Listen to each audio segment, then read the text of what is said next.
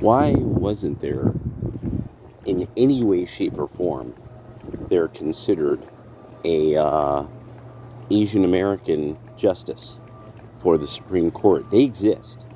Asian American justices do exist. Um, One of the most important things to know about California is really kind of how few, in comparison to that population that lived there. People really should know that for how many Asians are in a place like California, how many Filipinos, Tongans, why is nobody taking the consideration that because usually Asian American and Pacific Islanders tend to be grouped together, why is nobody taking seriously that there might be people like Samoans and Tongans who aren't getting into certain schools because they're typically religiously conservative. If they're athletic, Samoan, and relatively traditional, this would be a person who, if they had serious grades, this is military. This is a person, that the military usually gets. A lot of people don't really get that. There's a bunch of minorities that, especially Hispanics, that they will go into the military. Their kids will have to. It's not much of a choice. Like Dad says this, and it's a sense of honor. It's a real sense of pride. I am kind of enjoying right now that the military, that now the Democrats and all these dirty communists that are in our government are trying to be like, oh, it's because the conservatives have said the military is gay. It's not that the military has been, that anyone who sends their kid into the military, about 9 times out of 10, they were in it. I'd say 7 times out of 10, they were in it. So because tends to be a legacy, there's certain populations that this falls on. Like the burden of war falls almost entirely on Southern white men. People just in Greater Appalachia. Without Greater Appalachia, America simply would not ever have almost any military success at all. Like, a lot of people don't get that. They have to blame NASCAR fans for America being almost capable of anything. The fearful Yankees, the scrawny Yankees, they're much more. I mean, remember, they're descended more from people who were trading people. While people like that we now call the rednecks were raw labor, raw uncut labor, and within about 100 years, one of the most feared groups in the colonial world, because they would fight you, and they would keep fighting you, and they would keep fighting you. And the British learned that. Those are the people who join the military and become special forces. Their descendants are typically, by the numbers, the special forces guys. So, now when it comes to one of the most egregious things that the Democrats have been keeping up is fundamentally the systematic racism of affirmative action. And the fact that the Supreme Court has crushed this is absolutely fabulous. This is one of the biggest deals on the West Coast. And now the East Coast, I don't know, but on the West Coast, you've seen this already become a big deal. It was the Lowell High School thing, the San Francisco, the beginning of the left's rebellion against the left. That was San Francisco Lowell High School. So Lowell High School was originally built to be sort of this experimental type of high school, of a multi-tiered type of system. This was once a system that would have had polytechnic high schools that would have taught fundamental schools that were basically shop high schools. So somebody like me in San Francisco, the way that and so this was all set up by Reagan. People don't get that. So I went to a magnet school. I get on the 29 Sunset going home. The guys from the shop school, my homeboys, would get on. They were working on cars and on electricity. I was working on that which would get me into University of Puget Sound. That is how the system worked. Most of the Chinese kids I was in class with, they went on to UC Berkeley, UC Davis, etc. The shop guys, they went into the trades. And of course, they ended up owning a home. A few of them owned cars and homes. You know, the good thing I know a lot about philosophy. So, but the affirmative action thing, one of the things I was thinking about is, no, this is totally this weird holdover that is angry black women. That's really what this comes from. And then I had to think about it even more. No, this comes from lazy white liberals who don't want to compete against the Chinese because they know they couldn't. They're right there in class with you. And it really, I had to think about it. Yes, they are.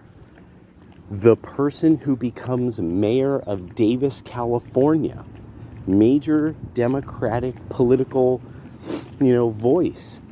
You've seen video footage from the George Floyd riots in San Francisco when this person let people come into her house and hide from the police, and so some of you saw this image in San Francisco of a bunch of people, what looked like was storming into a house.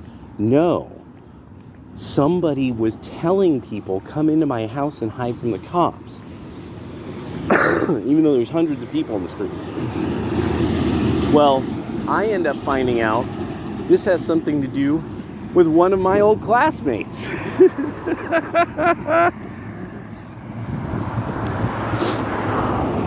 And she's clapping her head off, clapping the bingo wings right off her arms, right off her shoulders, at how somebody let all these fucking rioting pieces of shit, hide in their house, like the police were going to do anything about it. So somebody like her really she could not compete against most of the Asian kids we were in class with. She did pretty well, but she wasn't in like the math classes. She was in the soft end, like advanced, the English, I think history, stuff like that. But, as I recall, she wasn't, I don't think she was one of the math heads. I luckily somehow kept pulling it off, that I kept ending up in more advanced math classes. And then at one point took a tutor class that actually taught me, like, this is the trick to learning algebra. And it was great because it changed the entire way that I learned things. But I could tell you, this is, from looking at what this person's opinions are on Facebook and this, that, and the other, this is somebody who did very well. And so it's somebody brought this up on YouTube. No, the affirmative action thing, this is going to make it so that basically white and black women are going to have to compete against Asians, and they'll lose. They have to compete head-to-head with Asian women. They will lose. And what this is going to mean is a generation of Asian Americans that it's just fundamentally, the Democratic Party knows they're not going to be able to convince these people of how they need to give money constantly to blacks. The Democrats know the game is up once the American-born Asians get power. They have to count on these weird socialist Hindus who keep getting recruited to run big tech firms. And they are probably of the socialist end of their politics, because they favor socialism tremendously. And I think they might even still be a socialist country. But it's going to be a tough row to hoe to make these people believe in the coming years that that everything, that the world revolves around how black people feel that day. And then the idea of, no, you should just arrest people who commit crimes and hold them in jail. The very logical stuff that these people are going to have to, and they're going to also be debating each other, because the liberals will lose because there is no rational argument for most of what liberals think nowadays and most of their policy positions. It's not rational. It's something that comes from a type of internal religion. So the thing that the other blow about this is it's just raw power. And really, this is something just like how Democrats, I have encountered over and over again liberals, especially when here in the Northwest, I encountered this a lot, that liberals have an issue with Russians. They seem to have some kind of resentment against especially Russian men. Like Russian men severely intimidate like my generation. I've just met enough dudes and women that I'm like, and they all were people who were physically look like shit. They're physically scrawnsters or physical just fucking, is some bitch who just is cattywampus as fuck. And they have an issue with Russians. And this kept coming up over the years, and I just put it aside until finally enough came up with the Russian collusion that I'm like, this is a thing. These people really have a fixation on Russians. They really fear them because almost no other group freaks them out the way it should. Their lack of knowledge of Islam was amazing, and so they're like, no, there's no reason to be worried about Islam and Muslims. What are you, some racist? And it's like they had no knowledge of the history of why the Crusades happened. They had no knowledge of this, no knowledge of how quickly Islam took over the known world at the time and stuff like that. And the introduction of the intercontinental slave trade being an Islamic invention, they just simply could not handle that. But boy, oh boy, could they figure out how not to like Russians. And so finally, I was like, no, I think it's easy for them to hate Russians. It's easy for them to be scared of Asians and discriminate against them. It's easy. These are easy targets for them. That they, like true wimps, bullies, wimps, and punks, they know they can't do anything about Islam. And so there's even a part of me that wonders, does MBS sort of intimidate them because of his success? That he's going to change Islam permanently, and that fucks with them really bad. I think at some level that's I think that's a thing. But really the thing about the affirmative action thing is that now you're going to see a lot of universities completely discredit themselves. You're really going to see them come up with very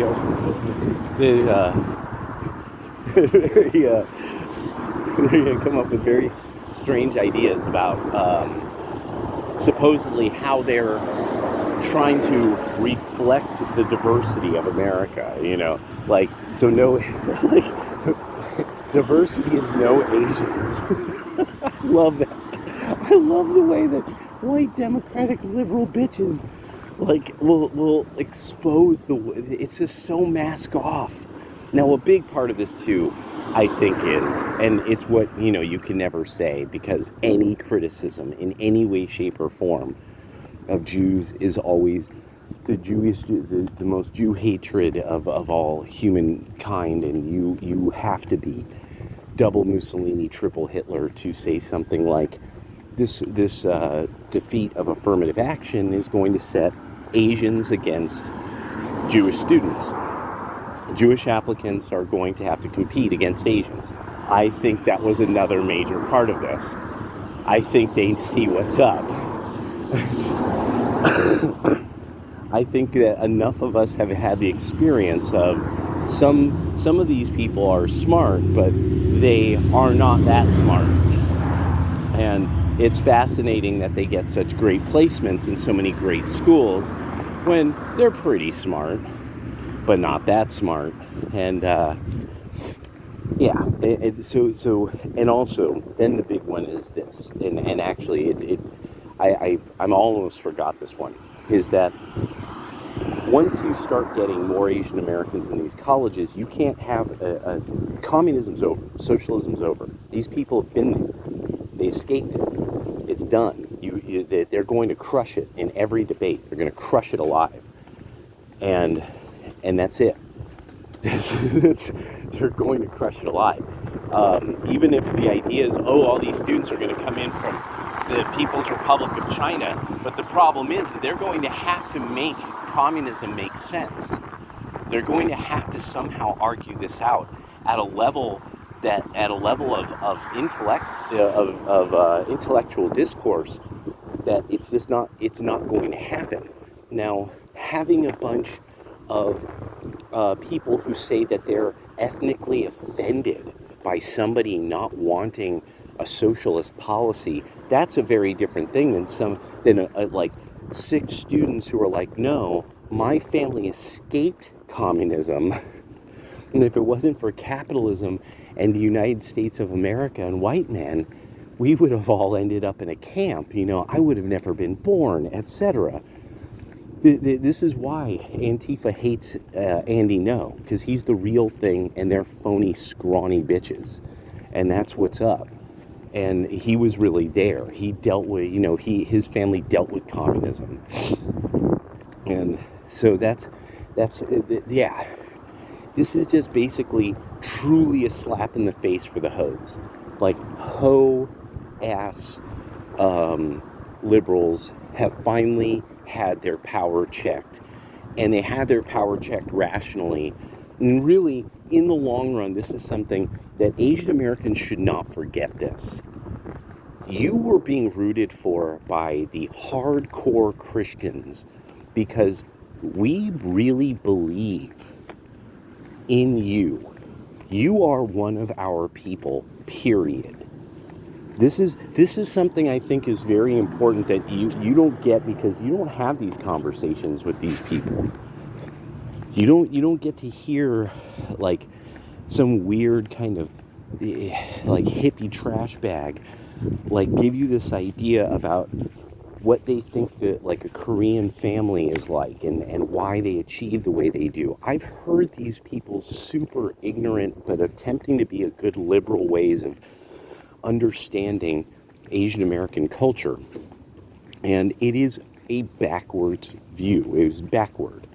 It is not like, this is very similar to any, like if you grew up around Catholic Filipinos and you grew up around then also the Korean kid in your Catholic school who wasn't Catholic, you saw, no, they were just strict parents. I think there's a lot of people that this whole thing is better parents are going to have better kids. And a lot of people be mad. A lot of people be mad about that. And yeah.